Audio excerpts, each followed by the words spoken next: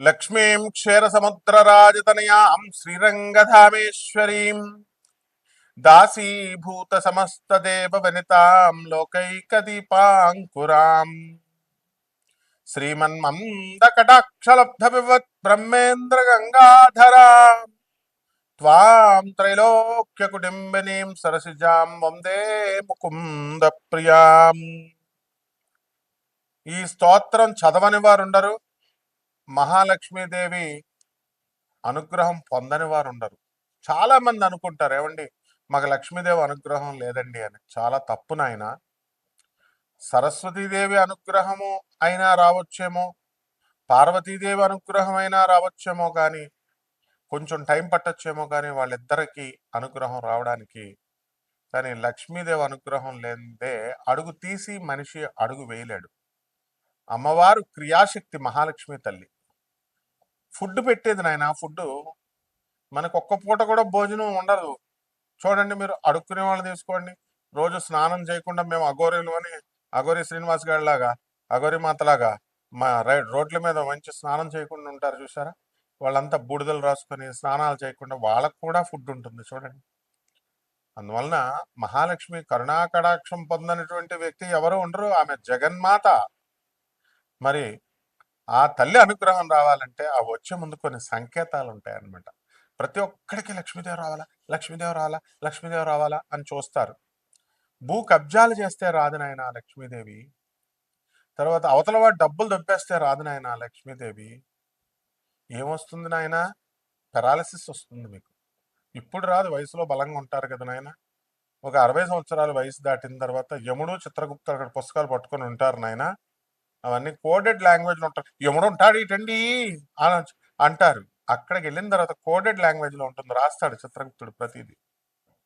Newton's third law, to every action there is an equal and opposite reaction. ప్రతి చర్యకి ప్రతిచర్య ఉంటుంది. కాబట్టి ఎక్కడ మనకు పెరాలసిస్లు, షుగర్లు, రోగాలన్నీ ఇచ్చేస్తాడు, అక్కడ తోలు తీసేస్తాడు అనమాట. కాబట్టి ఎవరి భూములు కబ్జాలు చేయకండి. తర్వాత ఎవరి యొక్క డబ్బులు దొబ్బేయకండి మోసాలు చేసి. కారణం ఏంటంటే మనకి ఒక బాగా డబ్బున్నటువంటి వ్యక్తులందరూ కూడా చచ్చిపోయేటప్పుడు చూడండి, అవసాన దశలో రౌడీ షీటర్లు, రాజకీయ నాయకులు వీళ్ళంతా వెళ్ళిపోయేటప్పుడు బెడ్ రిడన్ అయిపోయినప్పుడు వాళ్ళు ఏమంటారో తెలుసా? అయ్యో మేము పేదవాళ్ళకి హెల్ప్ చేయలేకుండా చచ్చిపోతున్నామే అని అప్పుడు తెలుస్తుంది. అలాగే ఒక పెద్ద ఇండస్ట్రియలిస్ట్ ఇప్పుడు కూడా బృందావనంలో ఉంది. ఆమె ప్రొద్దున్న టిఫిన్ ఒక దేశంలో, మధ్యాహ్నం భోజనం ఒక దేశంలో, సాయంత్రం డిన్నర్ ఒక సపర్ ఒక దేశంలో, ఈ విధంగా బతికిన ఆమె ఒకసారి మరి పాపం క్యాన్సర్ వ్యాధి లాంటిది వచ్చిన తర్వాత ఆమెలో రియలైజేషన్ కలిగింది. అరే మనం చచ్చిపోయేటప్పుడు ఏం పట్టుకెళ్ళమని అర్థమైపోయింది. అర్థమైపోయి వెంటనే ఆమె ఇది తగ్గే తర్వాత క్యాన్సర్ వెంటనే సన్యాసం తీసేసుకొని ఆశ్రమంలో ఉంది. మనందరం సన్యాసాలు తీసుకోవాల్సిన అవసరం లేదు, ధర్మంగా నడిస్తే చాలు. అందువలన మహాలక్ష్మి తల్లి వచ్చే ముందు కొన్ని నిదర్శనాలు ఉంటాయి. మీరు రోజు దాన ధర్మాలు చేయండి, లక్ష్మీదేవి రాకపోతే నేను రప్పిస్తా మీ ఇంటికి. I will demand her. శంకరాచార్యులకు ఉన్నప్పుడు శంకరాచార్య శిష్యుల్ని నేను 36వ పీఠాధిపతి అయినటువంటి భారతీ తీర్థస్వాములు మారు మా గురుదేవులు దక్షిణాంనాయ పీఠం. 37 మా గురువుగారు అబ్బాయి విధుశేఖరేంద్ర సరస్వతి.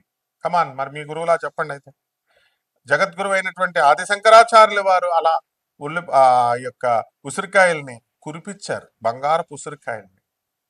మరి ఆ లినియేజ్ లో ఉన్నటువంటి వాళ్ళం మనం. తప్పకుండా మరి మా గురుగారు పిలిస్తేనే వస్తే, మా భారతీ తీర్థస్వామి వారు ఇలా అడగాల పిలవగానే దంధన్మని వచ్చేస్తాయి. మా గురువుగారు మరి ధర్మంగా నడుచుకోమని చెప్తారు ఎప్పుడు చెప్పినా, ఎక్కడ ఏ ఉపన్యాసమైనా. అందువలన లక్ష్మీదేవి వచ్చే ముందు కొన్ని సూచనలు ఏంటో తెలుసా?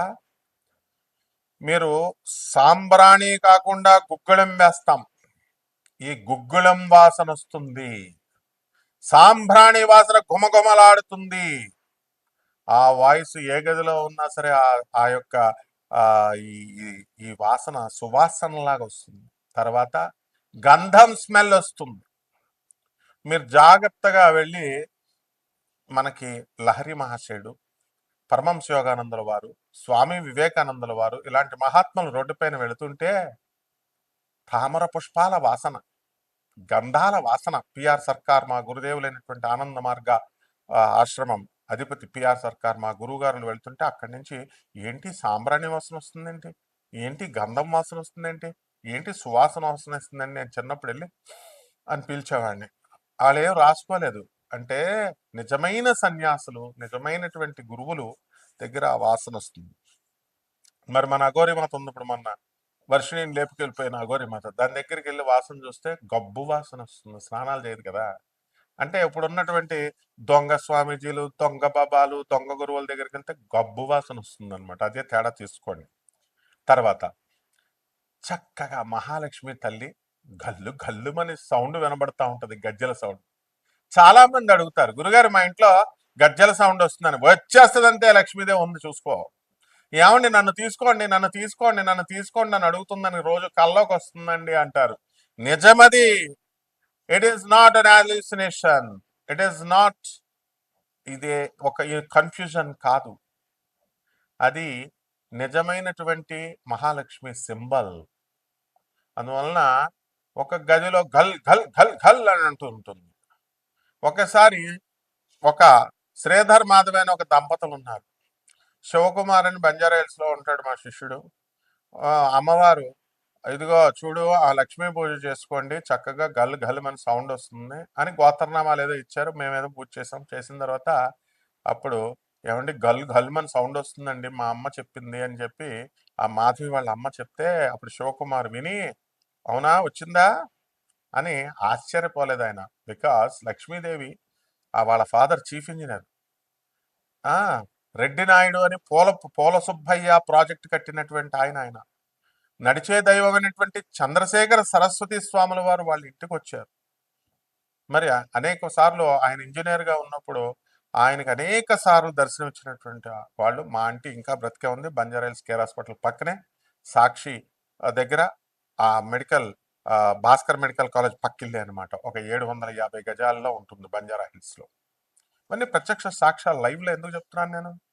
నిజంగానే మహాలక్ష్మి అలా కరుణిస్తుంది అందరినీ.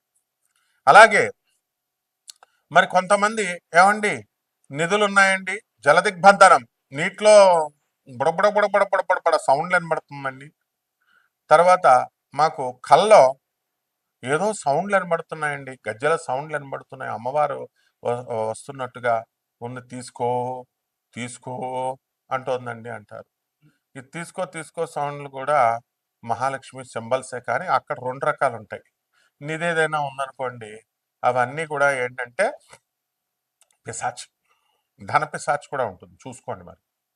కాబట్టి పిశాచికి మహాలక్ష్మికి తేడా ఉంటుంది. ఏమండి మహాలక్ష్మి తల్లి ఇప్పుడు ఎవరన్నా చూడండి, నా ఒంటి మీదకి ఆవిడ వచ్చేసింది, ఎల్లమ్మ వస్తుంది, పుల్లమ్మ వస్తుంది, రేణుకమ్మ వచ్చింది అని దేవతలను చెప్తారు. దుర్గమ్మ వచ్చింది అంటే దుర్గమ్మ కూడా చీప్ అయిపోయింది, మా బెజవాడ కనక దుర్గమ్మ. కానీ ఒక్కళ్ళైనా ఉంటారా మహాలక్ష్మీదేవి నా ఒంటి మీదకి వచ్చిందని? రాదు. మహాలక్ష్మీదేవిదే ఎవ్వరి దగ్గరికి టచ్ కూడా చేయదు. ఆలీ సినిమా ఉంది చూసారా ఇప్పుడు ఆలీది? మమ్మీ నేను చాలా కష్టాల్లో ఉన్నాను మమ్మీ అంటే డబ్బులు మూట విష్ణుమూర్తి వీడికి ఇవ్వకూడదంటే లక్ష్మీదేవి రికమెండ్ చేస్తుంది. ఒక మూట ఇస్తుతాడు విష్ణుమూర్తి. వీడు అప్పుడు దాకా ఈ ఆలీగాడు కళ్ళు తెరిచి నడిచినాడు, కళ్ళు మూసుకొని నడిస్తే ఎంత బాగుంటది అని కళ్ళు మూసుకుంటాడు. ఆ బంగారపు మూటను దాటేసి వెళ్ళిపోతాడు. దాటేసిన తర్వాత అది దాటిన తర్వాత మళ్ళీ కళ్ళు తెరుస్తాడు. అంటే మహాలక్ష్మి తల్లి అనుగ్రహం లేనిదే ఒక్క రూపాయి కూడా రాదు నాయన. కాబట్టి గుడ్లగూప, తెల్ల గుడ్లగూప కనబడుతుంది. ఏమండి మీరు అడగొచ్చు, ఏమంటే తెల్ల గుడ్లగూప చాలా మందికి ఉన్నాయి, నీ దగ్గర ఉన్నాయా? ఫారెన్ లో ఉన్నాయి. మంచి మంచి గుడ్లగూపలు పెంచుకుంటారు ఇంట్లో. దాని బ్రీడ్ తెలుసుకోండి. ఇక్కడ మా అసిస్టెంటే మణికంఠ అని ఉన్నాడు విజయవాడలో. మరి గురుగారు రోజు నాకు గుడ్లగూప తెల్లగా కనబడుతుందండి తీగ మీద అన్నాడు. లక్ష్మి వస్తుందిరా అన్నాను. ఒక అపార్ట్మెంట్ కొనిపారేశారు. డబ్బులు లేవు, అప్పులు ఇచ్చేవాళ్ళు లేడు. వాళ్ళ పాపం చిన్న చిన్న జాబులు భార్యాభర్తలు ఇద్దరు. ఈ రోజున విజయవాడలో మెయిన్ సెంటర్లో మా ఆఫీస్లో మా యొక్క టీంలో అతను చక్కగా ఇల్లుని ప్రసాదించింది మహాలక్ష్మి తల్లి. అలా మనం అందరినీ చూస్తూ ఉంటాం. సుబ్రహ్మరెడ్డి దగ్గర ఏముండేదండి? సుబ్రహ్మరెడ్డి నాగార్జున సాగర్ ప్రాజెక్ట్ చేసేటప్పుడు మామూలు వాళ్ళ మేనమామ దగ్గర మామూలు సింపుల్ కాంట్రాక్టర్ జీతానికి చేసేవాడు. ఈరోజు సుబ్రహ్మరెడ్డి ఏంటి? కమాన్, మీకు తెలుసా? మాకు తెలుసు సుబ్రహ్మరెడ్డి మొత్తం అలా మహాలక్ష్మి అనుగ్రహం. అందుకే బిర్లా ఏం చేస్తాడో తెలుసా? టాటా బిర్లాలు వాళ్ళకి ఉండమ్మా బొట్టు పెడతా సినిమా చూసారా? అమ్మా లక్ష్మీ తల్లి నువ్వు వెళ్ళకూడదమ్మా, మనం బయటికి తలుపు తీసుకొని అంటే నేను వెళ్ళిపోతాను, ఇంకా నా టైం అయిపోయింది, మీరు రూల్స్ వయలేట్ చేశారు, నేను చెప్పిన రూల్స్ వినలేదంటుంది లక్ష్మీదేవి. ఉండమ్మా బొట్టు పెట్టేదాకా పతివ్రత వెళ్ళకూడదు కదమ్మా అంటే, అవునైతే అంటే నేను చీరాన్ని నీకు బొట్టు తెస్తానని వెళ్ళి ఆ కోడలు ఏం చేస్తుందంటే వెళ్ళి నూతులో దూకేస్తుంది. ఈ లక్ష్మీదేవికి ఇంకెవరు పెడతారు బొట్టు, నేను పెట్టేదాకా నేను వెళ్ళను అని మాట తీసుకుంది. కాబట్టి ఆ లక్ష్మీదేవి ఆ ఇంట్లో ఉండిపోయింది. ఇదే ఉండమ్మా బొట్టు పెడతా, ఇదే కాన్సెప్ట్. ఇది ఎవరి దగ్గర నుంచి తీశారంటే ఇది బిర్లా, నిశాంత్ బిర్లా, మన స్నేహితుడు నాగపూర్లో ఉంటాడు. నిర్మలా బిర్లా వాళ్ళ అమ్మగారు వాళ్ళు. ఇప్పుడు కూడా నిశాంత్ బిర్లా ఉన్నాడు. మన బిర్లా మందిర్ కట్టింది వాళ్ళే. కాబట్టి వాళ్ళ కుటుంబంలో ఉన్నటువంటి రహస్యం ఏమిటంటే ఎప్పుడు కూడా రిపేర్ వర్క్ చేస్తూ ఉండు అని. లక్ష్మీదేవి ఎప్పుడైతే వర్క్ మీ దగ్గర ఆగిపోతుందో నేను వెళ్ళిపోతాను అంది. అందుకనే బిర్లా మందిర్లో ఎక్కడో సుత్తించుకొని ఏదో రాయి కొడతా ఉంటారు. అలాగే బిర్లా ఇండస్ట్రీస్లో కానీ వాళ్ళ ఇళ్లల్లో కానీ ఏదో ఒక పని చేస్తూ ఉంటారనమాట. కాబట్టి మహాలక్ష్మి తల్లి అంత అనుగ్రహిస్తుంది నాయన. కాబట్టి భార్య మంచిగా సంతోషంగా ఉంటుంది, రొమాంటిక్గా ఉంటుంది. అప్పుడు భర్తలంతా కూడా మీకు మహాలక్ష్మి త్వరలో రాబోతోందని మల్లెపూలు పెట్టుకొని చక్కగా ముఖం కళకళలాడుతూ ఉంటుంది భార్య. మీరు రోజు బాధేస్తుంటే ఏమొస్తుంది రా నాయన, సెప్పిచ్చేస్తుంది, మీకు పక్షవాతం వస్తుంది. అసలు ఎట్టి పరిస్థితుల్లో ఆడదాన్ని కొట్టకూడదు, ఏడిపించకూడదు.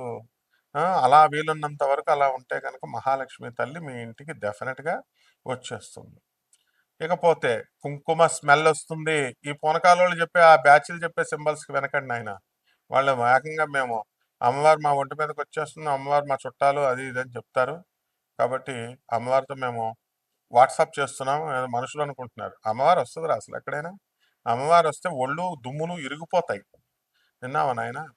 కాబట్టి ఈ కుంకుమ స్మెల్లు, పసుపు స్మెల్లు, మల్లెపూల స్మెల్లు, చామంతి పూల స్మెల్, గుళ్ళోకి వెళ్తే ఇప్పుడు మార్వాడీల దగ్గర ఉంటుంది గుజరాత్లో ఉన్నటువంటి సెంటెడ్ స్మెల్, ఇస్కాన్ టెంపుల్స్లో ఉంటుంది చూసారు అగరత్తులు, ఆవు పేడతో తయారు చేసి గుమగుమలాడేటటువంటి స్మెల్, ఇలాంటివన్నీ ఉంటాయి. ఒకే వీడియోలో మీకు పూర్తిగా చెప్పేసామనుకో మీరు ఎక్కువైపోద్ది అనమాట మీకు. అందువలన లక్ష్మీదేవి మళ్ళీ మనం సెకండ్ పార్ట్లో చెప్పుకుందాం ఇంకా ఏమేమి లక్షణాలు ఉంటాయో. ద్వాదశ రాశుల వారికి ఈ మహాలక్ష్మి తల్లి ఈ సంవత్సరం అంతా కూడా ఎలా వస్తుంది, ఏ రకంగా మీరు ఉంటే వస్తుంది, అసలు ఆ జాతక ఫలితాల వల్ల వచ్చే యోగాలు ఉన్నాయా లేవా అన్ని కూడా ఈ వీడియోలో మనం తెలుసుకుందాం. తులారాశి, ఈ తులారాశి వారందరికీ కూడా మరి ఈ సంవత్సరం అంతా కూడా చాలా బ్రహ్మాండంగా ఉంది. మే 30, 2025 సంవత్సరం తర్వాత అష్టమ గురుడంతా కూడా మీకు మిథున రాశి సంచారము, ఆ తర్వాత కర్కాటక రాశి సంచారము, ఆ తర్వాత మళ్ళీ వెనక్కి వచ్చి మళ్ళీ మిథున రాశి సంచారం జరుగుతుంది. కాబట్టి ఈ యొక్క తులారాశి వారందరికీ కూడా మే 30 తర్వాత మీ యొక్క జాతకాలు మెరుగుపడబోతున్నాయి. కాబట్టి కోర్టు సమస్యల్లో ఇంతవరకు దెబ్బలాడుకుంటున్నటువంటి వాళ్ళంతా కూడా మరి వీళ్ళు కంపల్సరీ వీళ్ళకి బెంచ్ మీదకి కేసులు వస్తాయన్నమాట. ఎంతవరకు మీకు అనుకూలంగా తీర్పులు ఇంకా రావడానికి కొంత టైం పడుతుంది. అలాగే అప్పులు చేసినటువంటి వాళ్ళు మీ దగ్గర వాళ్ళు తీసుకొచ్చి మే 30 తర్వాత మీకు డబ్బులు ఇవ్వడానికి అవకాశాలు ఉంటాయి. అదేవిధంగా మే 14, 2025 సంవత్సరం తర్వాత ఈ యొక్క కేతువు ధన లాభస్థానంలోకి రావడం ద్వారా విదేశాయ సంబంధమైనటువంటి వ్యవహారాలన్నీ కూడా చాలా బాగుంటాయి. విదేశాలతో అనుబంధాలు, ఎక్స్పోర్ట్స్ ఇంపోర్ట్స్ బిజినెస్ల్లో మీరు ముందుకు రాణిస్తారు. కాబట్టి ఈ యొక్క తులారాశి వారంతా కూడా మనకి అనుకున్న పనులు అనుకున్నట్లుగా మీకు అవడానికి అవకాశాలు ఉంటాయి. శత్రువులపై మీరు ఆధిపత్యం సంపాదిస్తారు. తర్వాత ఈ యొక్క షష్ఠస్థితిగతుడైనటువంటి శని రాహు గ్రహాల ప్రభావం వలన శత్రువులపై ఆధిపత్యం మీరు చేస్తారు. రోగాలు అనేటటువంటివి తులారాశి వారికి మోకాళ్ళ నొప్పులు ఇలాంటివన్నీ కూడా రావడానికి అవకాశాలు ఉంటాయి. కాబట్టి పరిహారాలు ఏం చేసుకోవాలండి అంటే మహాలక్ష్మీదేవి అనుగ్రహం రావాలి మీకు. అలా రావాలి అంటే దాన ధర్మాలు చేసుకోవాలి. మీరు పేదవాళ్ళను చూడాలి, చూడకుండానే వచ్చిన డబ్బులు వచ్చినట్టు బీరువాలో పెడతానంటే కుదరదు. కాబట్టి పరిహారాలు, మీ యొక్క గురుడు బాగుండలేదు, గురు జపం చేయండి, గురు స్తోత్రాలు చదవండి, గురువుకి కిలోంపావు శనగల్ని, ఆ తర్వాత పసుపు రంగు వస్త్రాలనిచ్చి పేద బ్రాహ్మణులకి మరి ఈ యొక్క పసుపు రంగు వస్త్రాలు పేద బ్రాహ్మణులకు తెల్లవారుజాము 3 గంటలకు దానం చేయండి. అలాగే దశమహావిద్యల్లో ఒకటైనటువంటి త్రిపుర భైరవి అమ్మవారి యొక్క హోమాన్ని మీ ఇళ్లలో జరిపించుకోండి. అలాగే రావి చెట్టుని ఎత్తుక్కోండి. ఆ రావి చెట్టుకు బకెట్ నీళ్లు పోస్తూ ఆ రావి చెట్టు చుట్టూ మీరు ప్రదక్షిణాలు చేస్తూ ఓం మహాలక్ష్మి నమః అనేటటువంటి మంత్రంతో మీరు జపం చేసుకోండి. బ్రహ్మాండంగా మీకు ఉంటుంది. శుభమస్తు.